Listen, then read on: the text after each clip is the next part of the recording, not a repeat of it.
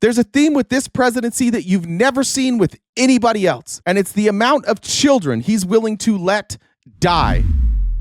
You guys may remember Maine Governor Janet Mills. Trump tried to do his bully shit. This one drove me nuts at the time, Carl. So this was the governor's luncheon when Trump decided to take some time out to target and threaten people at the governor's luncheon. The NCAA has complied immediately, by the way. That's good. But I understand Maine. Is Maine here, the governor of Maine? Well, not here. Are you not going to comply with it? I'm complying with state and federal laws. We are the federal law.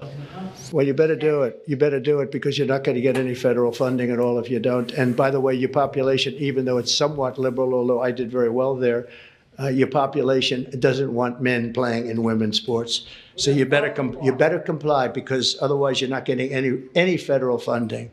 See you in court. Every state, good. I'll see you in court. I look forward to that. That should be a real easy one. That's what I'm talking about, though. Like this is exactly what he did to Ukraine. He does not control federal funds. To be clear, Donald Trump is not allowed to deny federal funds that have been congressionally approved. Now, can Maine be sued if they refuse to comply with the Title IX changes? Sure, they can. Even though I disagree with this administration's view on Title IX, view on trans people, there are things that they can do. But pulling back federal funding from other programs is not something the president can do. It's why he got impeached over Ukraine. I want to be clear on that. Like, I feel like, again, this is one of those places where us and MAGA, like, if we could just come together on what's real and what's not real, then maybe we could find some common ground. What happened, the reason Trump got impeached the first time, Congress approved money to go to Ukraine. Trump has 90 days where he can hold on to that money and he can talk to Ukraine and he can negotiate. After 90 days, that money must be released. If Donald Trump does not want that money to be released, he has to go back to Congress and Congress has to agree with him, basically. But he didn't do that. He didn't go through Congress. He just changed it. He's just like, you know what? Fuck it. I'm going to hold on to this money until you give me what I want personally. That's why he was impeached, because you can't do that. And that's why Joe Biden didn't get in trouble for two reasons. One, Congress was on board with Joe Biden. Both Republicans and Democrats and all of our allies were on board. And Congress agreed that we should not give Ukraine money anymore if they were not going to fire the prosecutor who was not investigating anybody. He was just doing the bidding of Russia. And so we put pressure. They fired the prosecutor.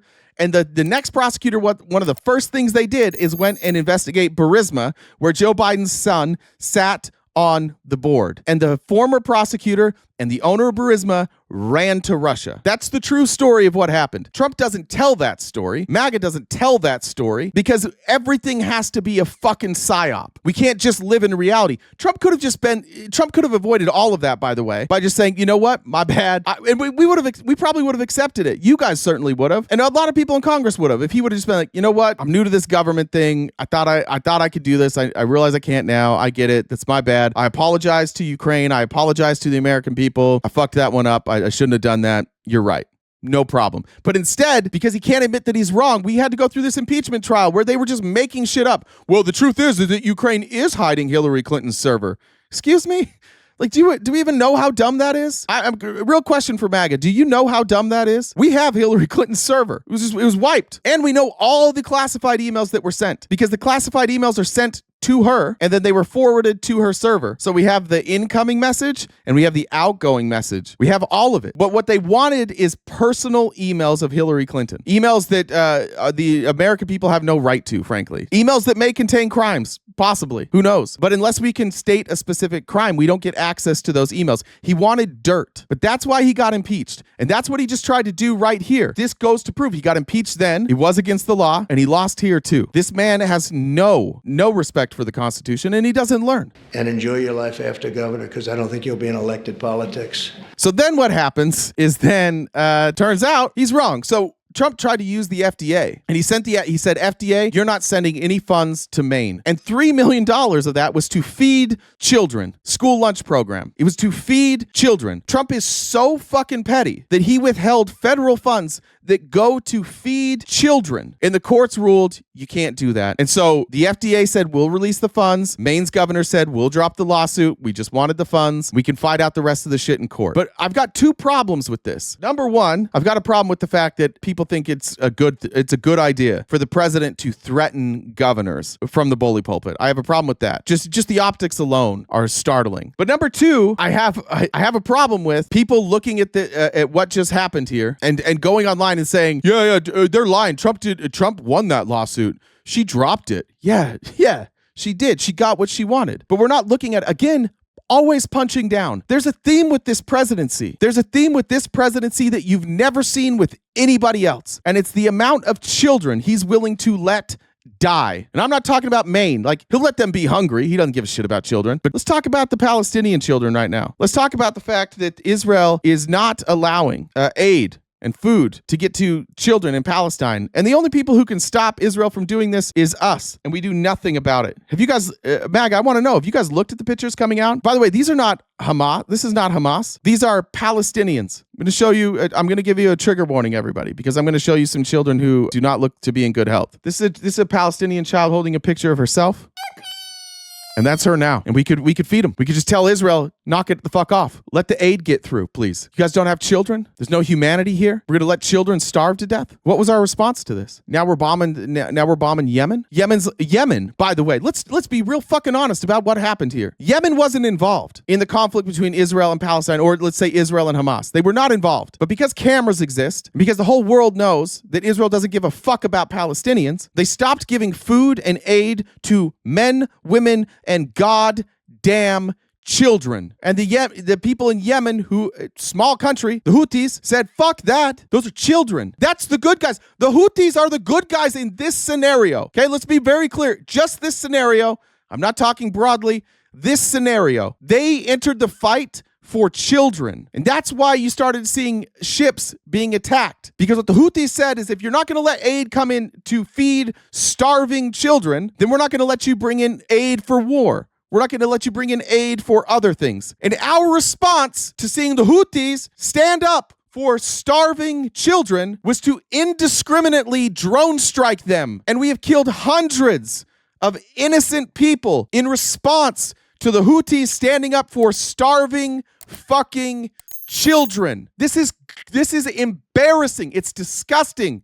What the fuck happened to us? How have we become this country? How have you become somebody who can sit here and watch this happen? Is there any humanity? I've got a 5-year-old daughter. I'm about to fucking cry every time I watch one of these because I would give my last breath for my daughter.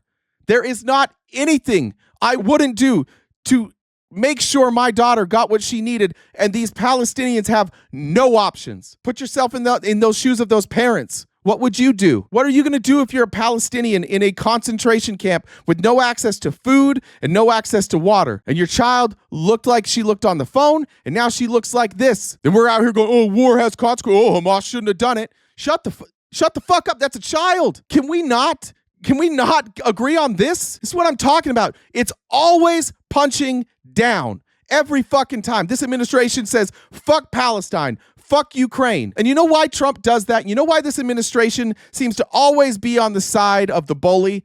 Because Donald Trump is a pussy. And he always has been. He was a bully in elementary school. He was a bully in junior high. He got sent to a military school because he was such a piece of shit. And his parents couldn't figure out what to do with him that he had to go to military school.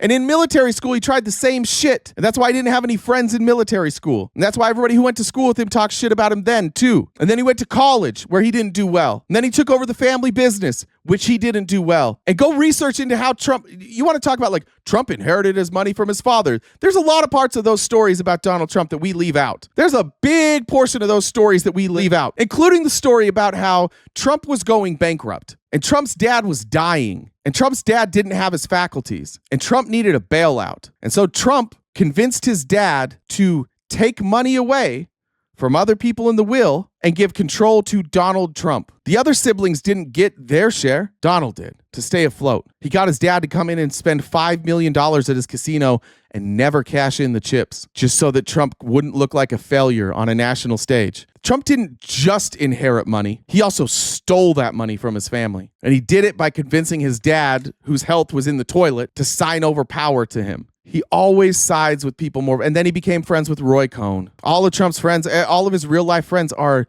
scummy, like scum of the earth people. Roy Cohn, scum of the earth. Jeffrey Epstein, scum of the earth. Michael Cohen, scumbag. I hope that Michael Cohen is the person he says he is now, but I read his book, and I read his book after the Trump stuff, and even in that book, I was like kind of a scumbag. Rudy Giuliani, scumbag. Roger Stone, scumbag.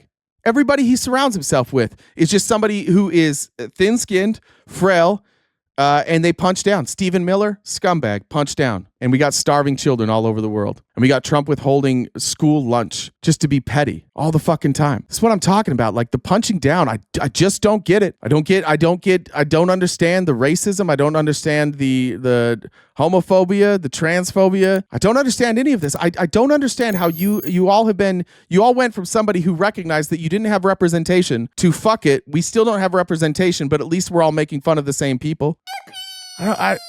For the life of me, I don't know how we got here. Look, if anybody thinks Trump's a good guy at this point, I don't know what the fuck to tell you. Nobody thinks he's a good guy. None of you would ever trust him in any scenario in your personal life. If you write a book, if you write a movie, Donald Trump is never the hero. Donald Trump would never be the hero. Punching down would never be heroicism. Locking people up, mass deportation, mass incarceration, that's never the hero. Show me somebody in history who is a hero that did mass deportation and mass imprisonment. None of them are heroes. I think you just like it. I think some of you think like this is maybe the guy we need to get back to where we were. We can't go back to where we were. The problems that you have in your life, the real problems that you have in your life, are frankly caused by capitalism. We could be real honest about that. Look, I think all economic structures have faults, and you could spend all day picking out the problems with capitalism or socialism or communism, and I could spend all day on any of them. But all of the problems that we have in this country are caused by capitalism, by unchecked capitalism. Go ahead, tell me, Republicans, tell me a real problem we have in this country that isn't caused by capitalism. I was thinking about it with, it was funny. It was actually, I watched a Charlie Kirk clip the other day, and Charlie Kirk was trying to make an argument about in the NBA, if they said like we can only have 30% black players, would the product be worse? And they're like, yeah, of course it would be worse. And then I started thinking about like, what is the problem with the NBA? A lot of us liked the NBA better when like Fred Roberts and Frank Brukowski and Greg Ostertag were out there. There was always like every team just had like one Magoo that was out there to take up space and foul, and it did make for a different product. And my thought was like, well, we actually would have that product if the NBA, instead of having 32 teams, had 64 teams, right? But the NBA needs a monopoly, and the players want to have the most amount of money possible, and so we don't have a massive league, right? Why? Because everybody understands in this country that if you want to be rich, you have to be part of a monopoly. And so it was just, I was thinking about that in terms of that. I think sports in general have been absolutely crushed by capitalism. You don't like that a football game is 5 hours long and it has 300 commercials? Capitalism. You don't like that the rules change to keep players healthier? Capitalism. It's always money. All of our problems are caused by people who want more money at the expense of whatever.